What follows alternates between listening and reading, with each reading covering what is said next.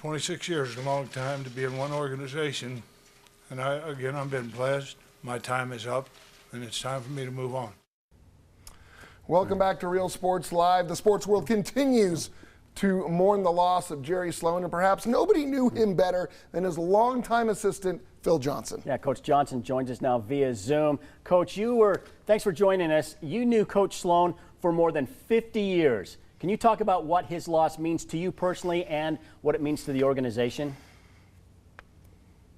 Well, yes, I've known him for 52 years. I met him in 1968 when Dick Motta took the coaching job with Chicago and he was a player. And so I would go back and I met Jerry at that time. And so what it means to this organization and this city and to the NBA, it's a great deal because of how important he was to this league.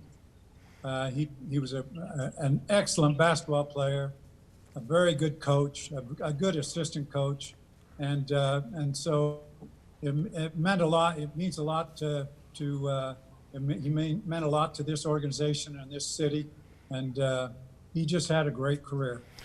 Yeah, you hear the outpouring of support and love for Jerry Sloan from everybody. I didn't realize, Scottie Pippen had some nice things to say about him. He was just so respected and admired by pretty much everyone in the league for decades.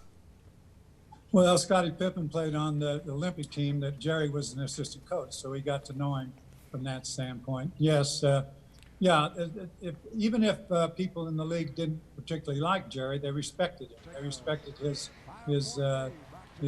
energy on the floor and how hard he played and how hard he coached and how hard his teams played. And so, that's recognizable. Even if you don't particularly like a person, at least there's a lot of respect, and he had a lot of respect in this league. You liked him, Coach, and respected him. You liked him well enough that you turned down head coaching jobs around the NBA just to stay as Jerry Sloan's assistant coach. Yeah, that really it was part of that was loyalty to Jerry, but mostly it was loyalty to the organization. Larry Miller and this organization, from Frank Layden, Scott Layden, and Kevin O'Connor, they were just a very good organization from top to bottom, and I just didn't ever see anything that any reason for me to leave because I was happy here. I had tremendous input with Jerry, and I had his loyalty and his back, and so that's really the reason. I had been a head coach before, so I knew what that was about. But it's the organization that is very hard to come by, and so I was reluctant to leave. And one time I told Larry Miller, an owner had called Larry and asked for permission to talk to me, and he called me up and said that the team would probably offer me the job. And so I said what I'd think about it. So I called him the next day and I told Larry that I was going to stay, and he said, "I'll never forget this." And you know what? He didn't. And Jerry didn't either, by the way. Coach, his toughness is legendary as a player, as a coach, as a person. He was as tough as they came, but he was also a guy with a great sense of humor. He liked to joke around with the media. I'm sure you got a very good sense of that humor being with him for over 50 years. Yeah, he had. He was just. We used to joke and have a good time, laugh, and in our coaches' meetings and so forth, we'd all talk about our different backgrounds. And he had a couple of key little sayings like pair off in threes and line up in a circle. Pair off in threes. That type of thing, and then he might talk about a person that was a little bit stingy, and you'd say he's as tight as Uncle Dick's hat band. And so, I mean, he had all these little country sayings, and so it was interesting. Bring your lunch pail to work every day, right? That was his motto. Or let's go get some groceries. You're going to get dinner. Coach, you said kind of kiddingly that you finished more games than Jerry did, and a lot of people would see you. You were the guy that was always trying to step in front of, stay between the coach and the referees when he would disagree with a call.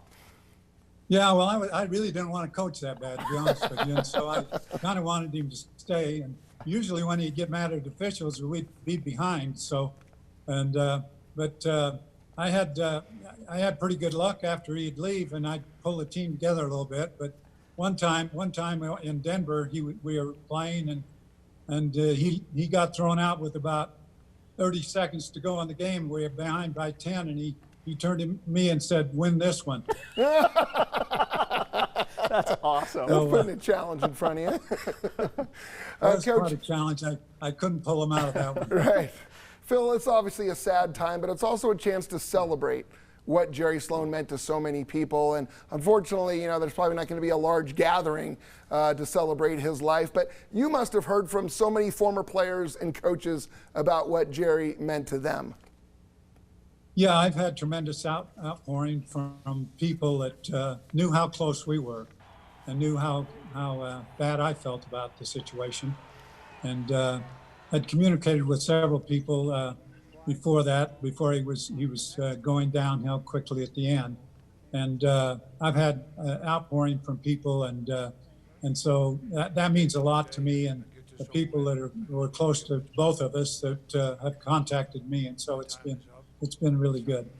Coach, you were able to see him in his final days. We all knew he was suffering, so in a way, it was kind of a blessing for his passing.